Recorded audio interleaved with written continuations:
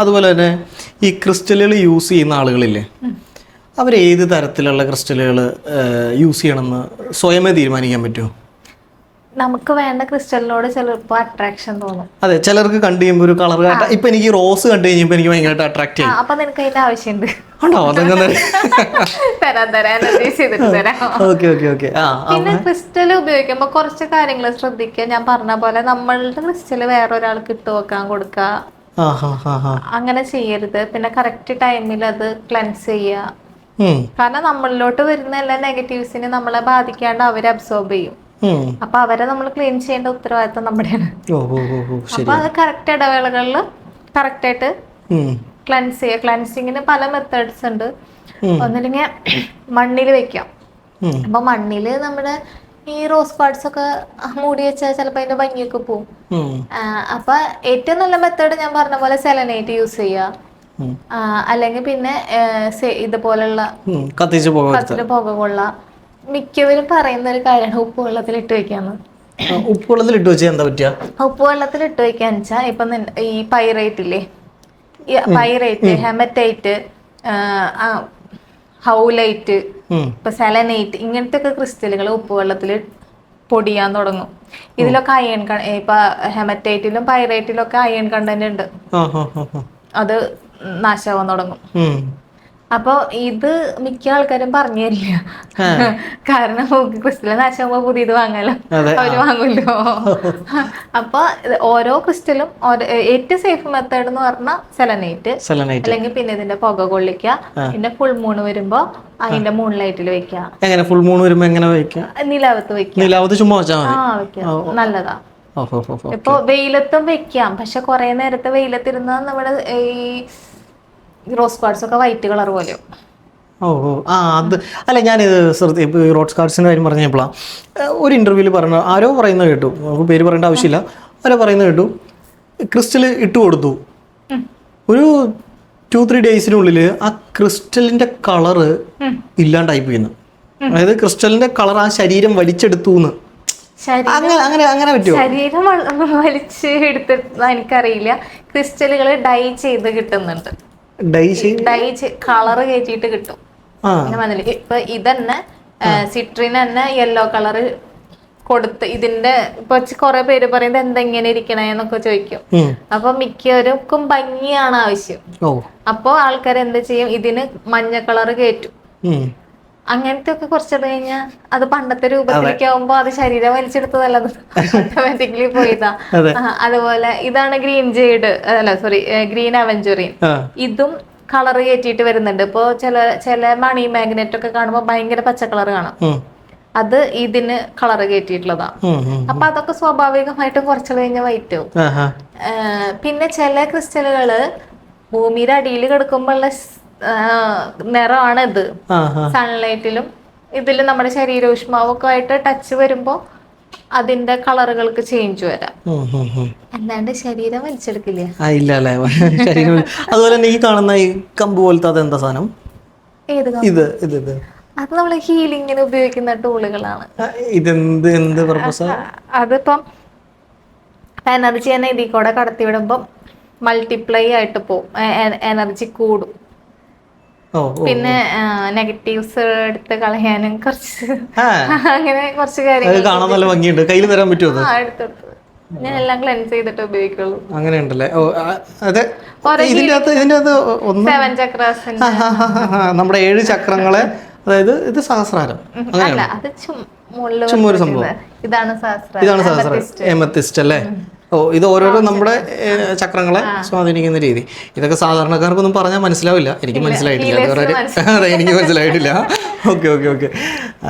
അപ്പൊ അങ്ങനെയാണ് ഈ കാണുന്നതല്ല ഇത് അത് തിളങ്ങുന്നത്. ഇതാണ് ഈ സംഭവമാണ്. അത് പൈറൈറ്റ് ആണ്. ഒറിജിനൽ രൂപമാണിത്. ഇതാണല്ലേ ഇത് നല്ല രസമുണ്ട് കേട്ടോ കാണാനായിട്ട്. ഇതാണ് ഗ്രീൻ അവഞ്ചറിൻ.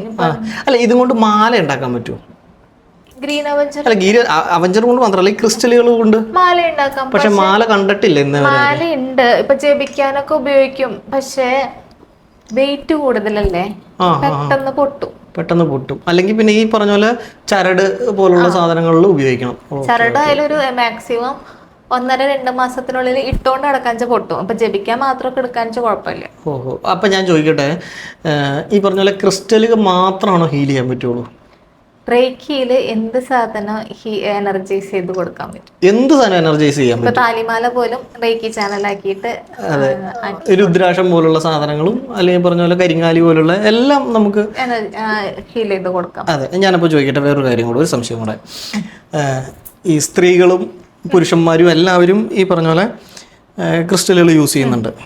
അതുപോലെ തന്നെ ഈ ക്രിസ്റ്റൽ യൂസ് ചെയ്യുമ്പോൾ എന്തൊക്കെ കാര്യങ്ങൾ ശ്രദ്ധിക്കണം? അതായത് ഇപ്പോൾ പറയുകയാണ്, പലരുടെയും ഒരു തെറ്റിദ്ധാരണയാണ് രുദ്രാക്ഷം ഉപയോഗിക്കുമ്പോൾ മത്സ്യമാംസാഹാരങ്ങളൊന്നും കഴിക്കാൻ പാടില്ല. പക്ഷെ അത് തെറ്റാണ്. എന്തും വേണേൽ കഴിക്കാം. അതായത് എല്ലാ കാര്യങ്ങളും നമ്മളിപ്പോൾ മരണ വീട്ടിൽ പോകുമ്പോൾ പോലും ഈ പറഞ്ഞ പോലെ രുദ്രാക്ഷം ധരിക്കണം എന്നാണ്. അല്ലെങ്കിൽ ഈ പറഞ്ഞ പോലെ സ്ത്രീകൾ ആർത്തവമുള്ള സമയങ്ങളിൽ പോലും ഈ പറഞ്ഞ പോലെ രുദ്രാക്ഷം ധരിക്കുന്നതിൽ തെറ്റില്ലെന്നാണ് പറയുന്നത്. പക്ഷെ നമ്മൾ ഫോളോ ചെയ്യുന്നത് വേറെ രീതിയാണ്, എന്തോ അങ്ങനെയൊക്കെയാണ്. അപ്പോൾ ഈ പറഞ്ഞ പോലെ ക്രിസ്റ്റൽ യൂസ് ചെയ്യുമ്പോൾ ഈ പറഞ്ഞ പോലെ പുരുഷന്മാർക്കും സ്ത്രീകൾക്കും ഇന്നതുപോലെ പുലബാലായ്മ അല്ലെങ്കിൽ ഈ പറഞ്ഞ പോലെ മരണം, അതല്ലെന്നുണ്ടെങ്കിൽ ഈ പറഞ്ഞ പോലെ ആർത്തവം, അല്ലെങ്കിൽ ഈ പറഞ്ഞ പോലെ മാംസാഹാരങ്ങൾ കഴിക്കുമ്പോൾ വേറെ എന്തെങ്കിലും പരിപാടികളോ അല്ലെങ്കിൽ എന്തെങ്കിലുമൊക്കെ ചെയ്യുമ്പോൾ ഈ ക്രിസ്റ്റലുകൾ ഇടുന്നതിൽ തെറ്റാണോ അല്ലെങ്കിൽ പ്രശ്നങ്ങളുണ്ടാവും? ഇല്ല, യാതൊരു പ്രശ്നവും ഇല്ല. പിന്നെ മരണ വീട്ടിലൊക്കെ പോയി വന്നു കഴിഞ്ഞാൽ നന്നായി ക്ലെൻസ് ചെയ്യുക. അവിടെ നിൽക്കുന്ന എനർജി എന്താണ്? നെഗറ്റീവ്. പലരുടെ ഇമോഷൻസോ അത്ര ലോ വൈബ്രേഷൻ. അപ്പൊ അത് നമ്മളെ ബാധിക്കാണ്ട് ഇവരെടുക്കും. അപ്പൊ നന്നായിട്ട് ക്ലെൻസ് ചെയ്യാം. ഒന്നെങ്കിൽ ഒന്ന് പുക കൊള്ളിക്കുക, അല്ലെങ്കിൽ സെലനൈറ്റിൽ ഇട്ട് വെച്ചിട്ട് നാളെടുക്കുക, അങ്ങനെ ചെയ്യാ. അല്ലാണ്ട് ഇതിന് പീരീഡ്സോ മത്സ്യമാംസോ അതൊന്നും യാതൊരു പ്രശ്നമല്ല. ഞാൻ പറയാ, ഉറങ്ങുമ്പോ നിങ്ങൾ കംഫർട്ടബിൾ ആണെങ്കിൽ ഇട്ടിട്ട് കിടന്നു. ചില ക്രിസ്റ്റൽ ഇട്ടാൽ നമുക്ക് ഉറക്കം വരില്ല ചിലർക്ക്. അതർവൈസ് ഊരി വെക്കുക. പിന്നെ കുളിക്കുമ്പോ എപ്പോഴും ഊരി വെക്കാൻ ഞാൻ പറയണതിന്റെ കാരണം, ഇതുപോലുള്ള സ്റ്റോൺസിനെയാണ് നമ്മൾ ഇതേപോലെ ആക്കി എടുക്കുന്നത്. അപ്പൊ നമ്മൾ എപ്പോഴും വെള്ളവും സോപ്പും ഒക്കെ ആവുമ്പോ അതിന്റെ ഭംഗി മിനുസം അതൊക്കെ പോയിട്ട് റഫ് ആവാനുള്ള ചാൻസ് കൂടുതലാണ്. അല്ലാണ്ട് പിന്നെ ചിലത് വാട്ടർ ഫ്രണ്ട്ലി അല്ല. ഇപ്പൊ സെലനൈറ്റ് പൊടിയും വെള്ളത്തില് കുറച്ചു നേരം ഇട്ട് വെച്ചാൽ മതി, അതിങ്ങനെ ഇതായി തുടങ്ങും. അപ്പൊ എല്ലാ ക്രിസ്റ്റലും വാട്ടർ ഫ്രണ്ട്ലി അല്ല. അപ്പൊ കുളിക്കുമ്പോ പരമാവധി അല്ലാതെ കുളിക്കുമ്പോ ഇടാൻ പാടില്ല. അപ്പൊ വേറൊരു സംശയം കൂടെ, ഈ കുളിക്കുമ്പോ നമ്മൾ വെള്ളം ഒഴിച്ച് കഴിയുമ്പോ അതിന്റെ എനർജി വല്ലതും ചോർന്നു പോകും വെള്ളത്തിൽ? ഇല്ല, അങ്ങനെയൊന്നും ഇല്ല അല്ലേ? Okay okay okay okay. അപ്പൊ ഇതുപോലെ തന്നെ ഈ സാധനങ്ങളൊക്കെ എന്താ പിരമിഡ് പോലെ ഇരിക്കുന്നത്? അത് ഇതിലും ക്രിസ്റ്റൽ, ഇത് മണി മാഗ്നറ്റിന്റെ പിരമിഡ്. അതിനകത്ത് ഗ്രീൻ അവെഞ്ചറിൻ, സിട്രീൻ, പൈറേറ്റ്, ടൈഗർ ഐ, ഇതില് ക്ലിയർ ക്വാർട്സ്, ഇത് നമ്മൾ കസ്റ്റം ചെയ്ത് ഉണ്ടാക്കുന്നതാണോ? ഇത് ഞാനല്ല കേട്ടോ, ഇത് ഉണ്ടാക്കിക്കൊണ്ട് വരുന്നതാണല്ലേ? Okay okay okay. നല്ല വെയിറ്റ് ഉണ്ട് കേട്ടോ. അതില് റെസിൻ മറ്റേ ഇത് ഒഴിച്ച് പിരമിഡാണ്. ഇതിനൊക്കെ എത്ര രൂപ വില വരും? എനർജൈസ് ചെയ്ത് കൊടുക്കുമ്പോ അത്യാവശ്യം നല്ല വില വരും. നല്ല വില ഉദ്ദേശിച്ചത് ഒരു 5000? അത്രയൊന്നുമില്ല അല്ലേ? ഇത് കണ്ടു കഴിയുമ്പോൾ നല്ല ഭംഗി തോന്നി, അത് കാരണം കൊണ്ടാണ് എനർജൈസ് ചെയ്ത് കൊടുക്കുക. അതുപോലെ തന്നെ ഇതൊക്കെ അത് ഇതേപോലെ ശ്രീയന്ത്രം വെച്ചിട്ടുള്ളത് നോർത്ത് ഇന്ത്യൻസിന് വലിയ ഇത്, നമ്മുടെ ലക്ഷ്മി ഇതിന് ഉപയോഗിക്കുന്ന പ്രോസ്പെരിറ്റി ഇത് ഉപയോഗിക്കുന്നത്. ലക്ഷ്മി യന്ത്രമാണ് അതിൽ കാണുന്നത്. ലക്ഷ്മി യന്ത്രം, ശ്രീയന്ത്രം. Okay okay okay. ഇതൊക്കെ എന്തിനാ ഉപയോഗിക്കുന്നത്? ഇതും 7 ചക്രയുടെ ക്രിസ്റ്റൽസ് തന്നെയാണ്. ഇതില് പിന്നെ റേക്കി സിംബൽസ് ഉണ്ട്. അതങ്ങനെ അങ്ങനെ കാണിക്കില്ല അല്ലേ? Okay okay. അല്ല, ഇതിന് ഓരോരോ സിംബലുകൾ ഉണ്ടോ? അത് റേക്കിയുടെ സിംബൽസാ. അത് പഠിച്ചവരെ കാണാൻ പാടുള്ളൂ. ഇപ്പൊ യൂട്യൂബിലൊക്കെ നോക്കിയാൽ എല്ലാ സിംബൽസും കാണാൻ പറ്റും. ഇത് ഓരോ പവർ സിമ്പിള്, അങ്ങനെ ബ്ലോക്ക് മാറ്റാന്, ക്ലൻസിങ്, അങ്ങനെ പല സിമ്പിൾസ് ഉണ്ട്. അപ്പൊ ഞാന് ഹീൽ ചെയ്യുമ്പോ ചിലപ്പോ ക്ലയൻസിന്റെ ഓരോ ചക്രാസിനും വെക്കും, പലതിനും ഉപയോഗിക്കും. അങ്ങനെയൊക്കെ ഓരോ പരിപാടികളുണ്ട്. അപ്പൊ എന്തായാലും ഇത്രയും നേരം ഒരു കാര്യം ഓർമ്മിപ്പിക്കാനുള്ള, ക്രിസ്റ്റലുകൾ എന്റെ അടുത്ത് ക്ലയൻസ് എപ്പോഴും ചോദിക്കും, റൈറ്റ് ഹാൻഡിൽ ഇടണോ എന്നുള്ള കാര്യം. അപ്പൊ എപ്പോഴും നമ്മുടെ എനർജി റിസീവിങ് സൈഡ് എന്ന് പറഞ്ഞാൽ നമ്മുടെ ലെഫ്റ്റ് ആണ്. ലെഫ്റ്റ്, അതായത് ഈ കൈ.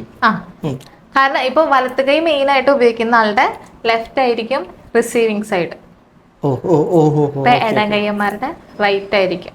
അപ്പൊ നമുക്ക് എനർജി റിസീവ് ചെയ്യാനായിട്ട് എപ്പോഴും ലെഫ്റ്റിലിടാം.